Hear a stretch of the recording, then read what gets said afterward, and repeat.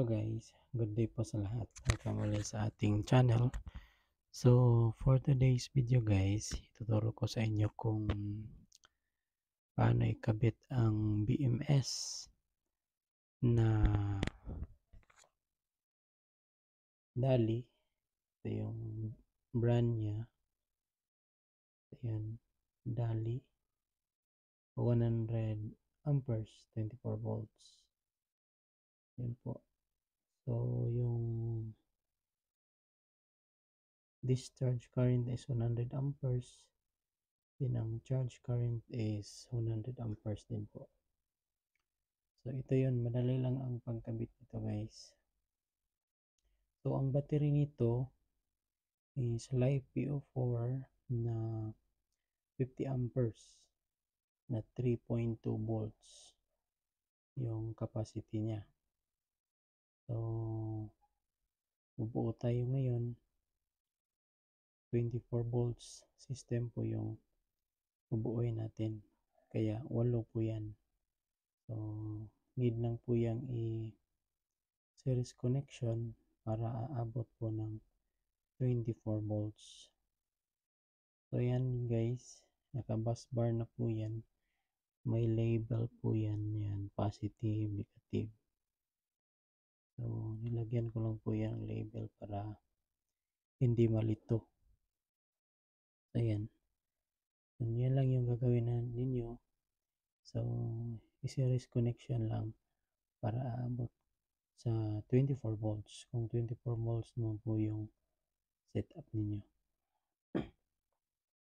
Tapos ang pagkabit ng BMS guys, kung kayo ay bibili ng BMS, hindi naman kayo malilito kasi mayroon naman po tayong manual. May manual naman po makikita.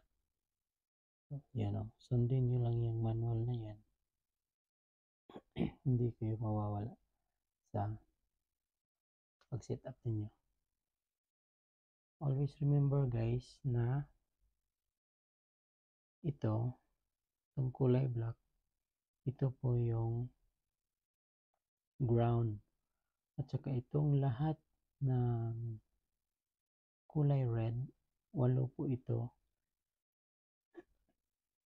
Kailangan nyo lang po itong ikabit sa lahat ng positive ng connection ninyo. Gaya dito, isang positive, isang positive, isang positive, positive, positive, positive, din positive, din ang panghuli is positive dito. So ito yung tamang paglagay ng wire papunta sa BMS, papunta sa battery. So tapos ng itong BMS naman, always nating tatandaan na yung kulay blue na connection, i-connect natin dito sa negative side. Dito. Negative dito. Dito naman yun ang positive. Ito yung kukuha tayo dito ng power papunta na sa output sa positive dito. Tapos yung negative dito ipapasok. Tapos yung kulay black na P negative, ito yung P negative, ito naman yung P negative. So i-connect natin dito sa output na negative. So ganyan lang po guys ang paglagay para makuha. So ang purpose nitong BMS guys, para maprotektahan yung battery. So ang lifespan ng battery ma-extend. So hindi basta-basta masisira yung binuo na LiPo4 na battery kasi may BMS. Kasi pag isa dito guys na low voltage, automatic ika-cut off ng BMS. Lalo na kung hindi na balance yung voltahe ng battery. So need talaga nito may active balancer talaga. Pero itong setup na to guys, wala pang active balancer kasi hindi pa dumating yung in-order ko. So ito lang muna. So ganun lang guys. ang pagkabit ng wire, dito yung negative tsaka positive yung lahat ng kulay red na wire. Tapos ikakabit dito sa bandang likuran ng BMS. Ayan, kakabit lang natin sa likod.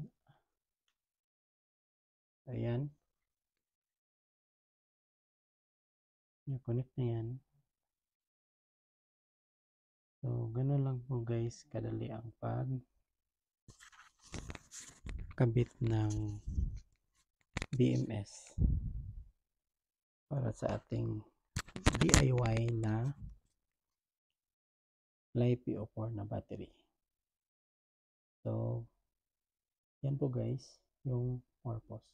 So, voltage check natin kung may voltahe na ba talaga sa 24 volts na setup natin. Ayan.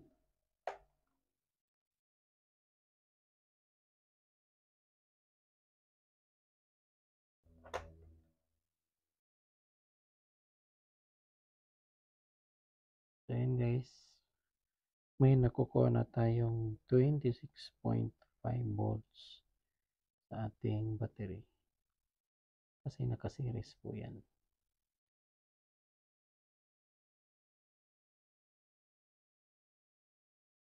Ayan guys.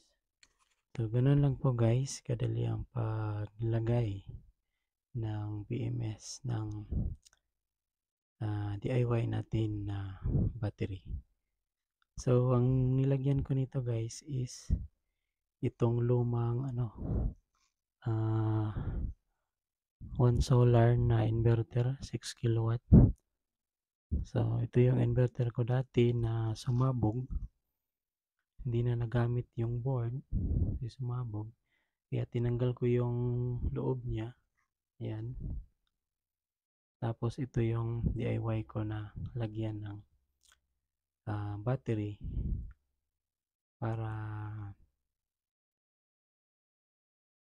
compact naman yung battery na ginawa ko. So, ganun lang po guys. Sana may natutunan guys sa ginawa kong video. Don't forget to subscribe at click na rin sa notification bell para updated kayo sa ating mga bagong videos na i-upload. Maraming salamat po. God bless.